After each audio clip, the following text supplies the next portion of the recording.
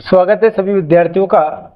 आज बात करेंगे चैप्टर नंबर 4, दो चरों वाले रैखिक समीकरण। तो इसमें प्रश्नमाला 1 देखते हैं बच्चों। उसके पहले दो चर वाला रैखिक समीकरण क्या होता है वो समझते हैं। देखिए,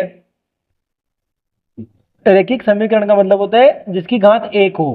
तो दो चर की बात कर रहे हैं तो ax plus B Y plus सी बराबर 0। जहां पर क्या है, a comma B comma C क्या है बच्चों, वास्तविक संख्या है, रियल नंबर है। और इसमें a is not equal to 0 है और b is not equal to 0 है। यानी कि a और b का मान शून्य नहीं होना चाहिए। अगर a और b शून्य हो गए तो x और y भी क्या हो जाएंगे, शून्य हो जाएंगे। तो ये आपका रैखिक समीकरण नहीं रहेगा, इसलिए a और b का मान 0 नहीं होना चाहिए। तो ये रैखिक समीकरण का बच्चों मानक रूप है, क्योंकि x y मौजूद होना अनिवार्य है, जब भी वह क्या कहलाएगा, रैखिक समीकरण कहलाएगा। दो चर की बात करें तो एक चर कौन सा, x है, दूसरा चर क्या है बच्चों, y है। एबीसी क्या है, रियल नंबर है, वास्तविक संख्याएं हैं। तो प्रश्नमाला 4.1 देखते हैं। पहला सवाल है, एक नोटबुक की कीमत एक कलम की कीमत की से दोगुनी है। इस कथन को निरूपित करने के लिए दो चरों वाला एक रैखिक समीकरण लिखिए। इसने संकेत के रूप में दे रखा है। मान लीजिए नोटबुक की कीमत x रुपए है और कलम की कीमत y रुपए है। तो संकेत के रूप में आपको दे रखा है कि माना आपको क्या दे रखा है बच्चों, नोटबुक की कीमत, नोटबुक की कीमत बराबर क्या दे रखा है बच्चों, x रुपए। और इसी प्रकार आपको दे रखी है कलम की कीमत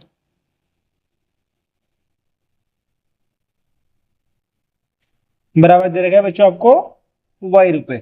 और प्रश्नानुसार इसने क्या बोला है कि नोटबुक की जो कीमत है वो कलम की कीमत से क्या है बच्चों, दुगनी है। तो प्रश्नानुसार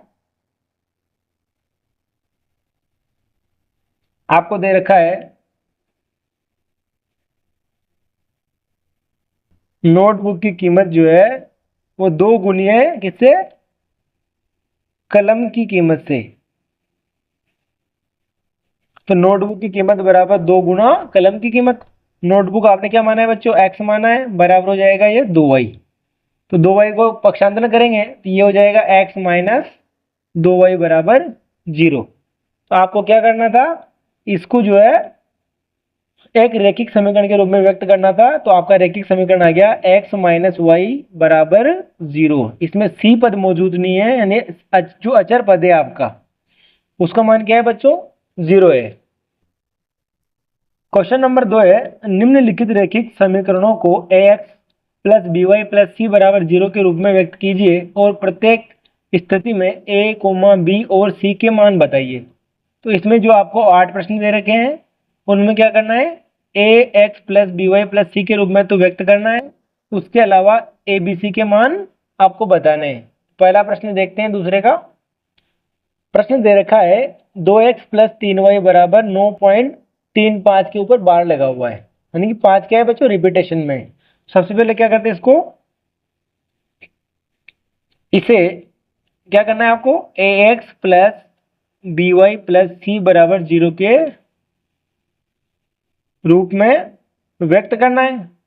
व्यक्त करने पर ये क्या हो जाएगा बच्चों, 2x प्लस 3y। अब बराबर में आपको दे रखा है 9.35 के ऊपर बार, तो इसका क्या करेंगे, पक्षांतरण करेंगे तो इधर आएगा तो क्या हो जाएगा, माइनस का 9.35 के ऊपर बार आ जाएगा, बराबर 0 आ जाएगा। आपका मानक समीकरण है, जहां सब जगह क्या आ रहा है बच्चों, प्लस में मान आ रहा है, तो इसको भी अपन क्या करेंगे, प्लस में लिख लेते हैं। तो 2x प्लस 3y प्लस, ये माइनस कहाँ लगाते हैं, ब्रैकेट में बंद कर देते हैं, 3 और 5 के ऊपर बार बराबर क्या आ रहा है, 0 आ रहा है। अब क्या करेंगे, इसकी तुलना करनी है आपको मानक समीकरण से। तो तुलना करने पर,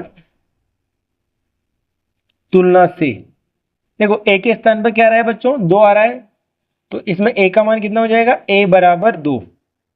b बराबर क्या आ रहा है, b के स्थान पर कितना आ रहा है बच्चों, 3 आ रहा है। और c के स्थान पर कितना आ रहा है, c के स्थान पर आ रहा है 9.35 के ऊपर क्या आ रहा है बच्चों, बार आ रहा है। इस प्रकार से आपने दिए गए प्रश्न को मानक समीकरण के रूप में व्यक्त किया और एबीसी के भी मान प्राप्त कर लिए।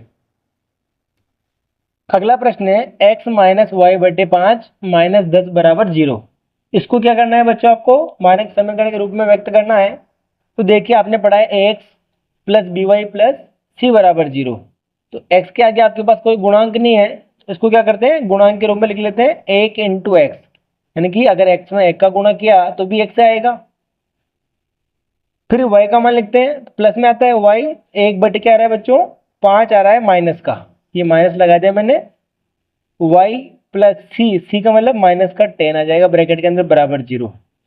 इसकी मानक समीकरण से तुलना करेंगे, इसे ax plus B Y plus सी बराबर क्या है बच्चों, 0 से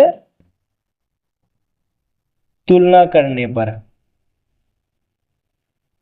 तो देखो a के स्थान पर कितना आ रहा है बच्चों, 1 आ रहा है, तो a बराबर कितना 1 हो जाएगा। b बराबर y के आगे कितना आ रहा है, b के स्थान पर माइनस 1 बटे 5 आ रहा है। c बराबर माइनस का 10 आ रहा है।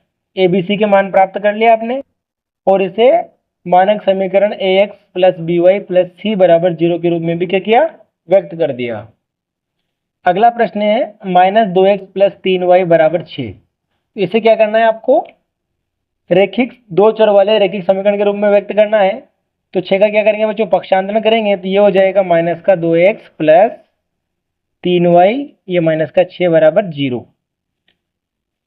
अब इसे क्या करना है आपको, ax plus B Y plus सी बराबर 0 के रूप में प्रेजेंट करना है। तो ये हो जाएगा माइनस का 2 मैंने ब्रैकेट में लिख लिया, x plus 3y plus minus का 6 मैंने ब्रैकेट में लिख दिया बराबर 0।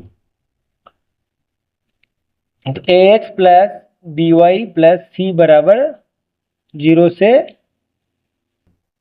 तुलना करने पर, तो a का मान कितना आ रहा है बच्चों, माइनस का 2 आ रहा है, तो a बराबर आ जाएगा माइनस का 2। इसी प्रकार b बराबर 3 और c बराबर माइनस का 6। ए बी सी के मान आपने प्राप्त कर लिए, a बराबर माइनस का 2 आया, b बराबर 3, c बराबर माइनस का 6 प्राप्त किया। अगला सवाल है x बराबर 3y। सबसे पहले क्या करना है इसको, इसे ax plus B Y plus सी बराबर 0 के रूप में लिखने पर ये क्या हो जाएगा बच्चों, x 3y इधर लाएंगे तो माइनस का 3y बराबर 0। लेकिन आपकी जो है रेखिक समीकरण है उसमें c आ रहा है, इसमें c नहीं आ रहा है, तो c का मान, इसका मतलब क्या हुआ, 0 हुआ। और इसे प्लस के रूप में लिख लेते हैं, तो ये 1 इंटू एक्स प्लस माइनस का 3y प्लस c का मान कितना है बच्चों, 0 है बराबर 0। तो a बराबर क्या आएगा, तुलना से करेंगे तो a बराबर आ रहा है 1, b बराबर आ रहा है माइनस का 3, c बराबर कितना आ रहा है बच्चों, 0 आ रहा है। दूसरे का पांचवा प्रश्न है 2x बराबर माइनस का 5y। तो इसे क्या करेंगे अपन, पहले इसे ax plus B Y plus सी बराबर 0 के रूप में लिखने पर, तो लिखते हैं, ये आपका 2x माइनस का 5y पक्षांतरण किया x की तरफ, तो ये हो जाएगा प्लस का 5y बराबर 0। अब c का मान नहीं है, इसका मतलब क्या हुआ, c के स्थान पर 0 आना चाहिए। ये हो जाएगा 2x प्लस 5y प्लस 0 बराबर 0। तुलना करेंगे अगर, तो a बराबर कितना आ रहा है बच्चों, 2 आ रहा है, b बराबर 5 आ रहा है, c बराबर 0 आ रहा है। इस प्रकार से इन प्रश्नों को आपको हल करना है। अगला प्रश्न देखते हैं, 3x प्लस 2 बराबर 0 आपको दे रखा है। इसको क्या करना है आपको, इसे ax plus B Y plus सी बराबर 0 के रूप में लिखने पर ये क्या हो जाएगा, ax का मतलब 3x प्लस, अब बी वाई आपको y का चर मान नहीं दे रखा है, तो इसका मतलब b का मान 0 हुआ, y अगर ये लिखेंगे तो भी इसका मान क्या आएगा बच्चों, 0 आएगा, प्लस c के स्थान पर आपको 2 दे रखा है बराबर 0। तो तुलना करेंगे, तुलना से a बराबर कितना आ गया बच्चों, 3 आ गया, बी बराबर 0 आ रहा है, सी बराबर आपका 2 आ रहा है। तो इसका मतलब ये क्या हुआ, ये एक चर वाला रैखिक समीकरण है, ये दो चर वाला नहीं है, क्योंकि इसमें अपन ने पढ़ा है कि ए और बी का मान 0 नहीं होना चाहिए, लेकिन यहाँ पर बी का मान कितना दे रखा है, 0 दे रखा है। तो आपको केवल तुलना करके इसको a x plus B Y plus सी बराबर 0 के रूप में प्रेजेंट करना है। अगला प्रश्न है y माइनस 2 बराबर 0। सबसे पहले क्या करना है आपको, इसे a x plus B Y plus सी बराबर 0 के रूप में लिखने पर लिखते हैं। x का मान आपके पास 0 है, मतलब x वाला चर मौजूद नहीं है, इसका मतलब क्या हुआ, a का मान 0 हुआ, तो 0 इंटू एक्स प्लस y के आगे गुणांक नहीं दे रखा है, तो 1 इंटू वाई लिख सकते हैं, क्योंकि 1 इंटू वाई भी कितना होता है, y होता है, माइनस, अब प्लस आता है तो प्लस माइनस का 2 ब्रैकेट में लिख देते हैं, ये आ जाएगा आपका a x plus B Y plus सी के रूप में प्रेजेंट कर दिया। अब क्या करनी है आपको, तुलना करनी है, तुलना से या तुलना करने पर ए बराबर कितना आ रहा है आपका, 0 आ रहा है, बी बराबर 1 आ रहा है, सी बराबर माइनस का 2 आ रहा है। अंतिम प्रश्न आपका दे रखा है 5 बराबर 2x। सबसे पहले क्या करते हैं, इसे